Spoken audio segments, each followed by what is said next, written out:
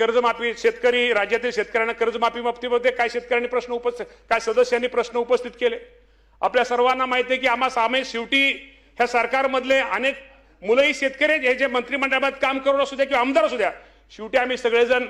शेतकऱ्याची मुलं आहोत। शेवटी शेतकऱ्यांचं हित जपणं, शेतकऱ्यांना मदत करणं, शेतकऱ्याला सहकार्य करणं आणि शेतकरी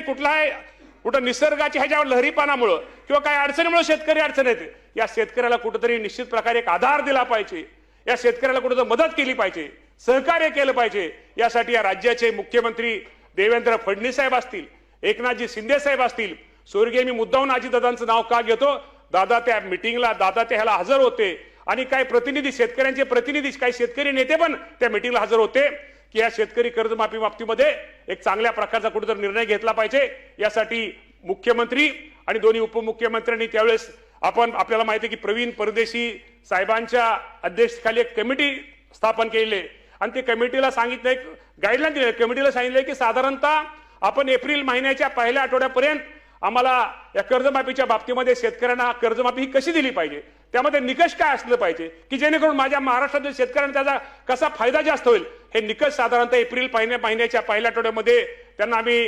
ही दिलेलं आहे। त्यामुळे एप्रिल महिन्याच्या पहिल्या आठवड्यात त्यांचा अहवाल आल्यानंतर त्या बाबतीमध्ये चर्चा होऊन साधारणतः आपल्याला माहिती आहे की सोसायटीचं कुठलंही शेतकऱ्यांचं सोसायटीचं वर्ष 30 जून असतं, 30 जून पूर्वी या राज्यातील माझ्या शेतकऱ्यांना कर्जमाफीच्या बाबतीमध्ये या राज्याचे मुख्यमंत्री आणि दोन्ही उपमुख्यमंत्री निर्णय घेतील, परंतु माझ्या शेतकऱ्यांना कर्जमाफी ही दिली जाईल हे मुख्यमंत्र्यांचं जे आश्वासन आहे निश्चित प्रकारे आपल्या सर्वांना सांगतो, हे 30 जून पूर्वी हे पूर्ण निश्चित प्रकारे केलं जाईल। नैसर्गिक आपत्तीच्या बाबतीमध्ये आपल्या सर्वांना माहिती आहे की या राज्यामध्ये खूप मोठं नुकसान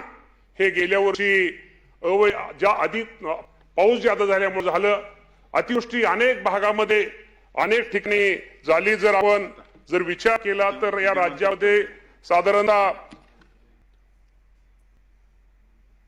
राज्यामध्ये साधारणतः फेब्रुवारी 2025 ते डिसेंबर 2025 या कालावधीमध्ये साधारणतः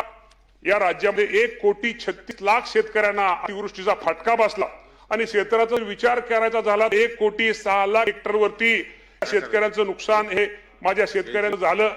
यामध्ये जमीन वाहून गेली, जमिनीची माती वाहून गेली, आपल्या हॉस्पिटलच्या स्थितीमध्ये असणारे पंप, त्या पंपाचं मोठं नुकसान झालं, एमएससीबीच्या तारा वीज त्याचं नुकसान झालं। त्यामुळे राज्यामध्ये खूप मोठा शेतकरी ह्या शेतकऱ्याला कुठेतरी उभा केलं पाहिजे, या शेतकऱ्याला कुठेतरी त्याला पाठिंबा दिला पाहिजे। या दृष्टिकोनातून या राज्याचे मुख्यमंत्री देवेंद्र फडणवीस साहेब असतील, एकनाथजी शिंदे साहेब असतील, त्यावेळेसचे उपमुख्यमंत्री दिवंगत अजितदादा पवार साहेबांचं नाव हे निश्चित प्रकारे घेतलं पाहिजे। दादांनी यावेळेस पण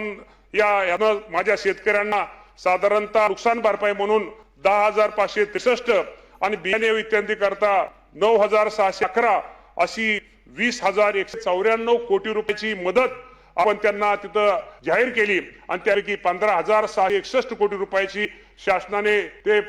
पैसे वितरित केलेले आहेत। त्यामध्ये मंजूर करताना पूर्वी दर होते की पूर्वी आपल्याला माहिती की 2 हेक्टरची मर्यादा माझ्या शेतकऱ्यांना असायची, 2 हेक्टरची मर्यादा ही आपण 3 हेक्टर पर्यंत करून माझ्या शेतकऱ्यांना कुठेतरी मदत दिली पाहिजे। अतिवृष्टीच्या काळात, अडचणीच्या काळात कुठेतरी शेतकऱ्याला काय मदत हातभार पाहिजे, त्यासाठी सरकारने खूप मोठी मदत माझ्या शेतकरी बांधवांना निश्चित प्रकारे केलेली आहे। त्याचप्रमाणे आपल्या सर्वांना माहित आहे,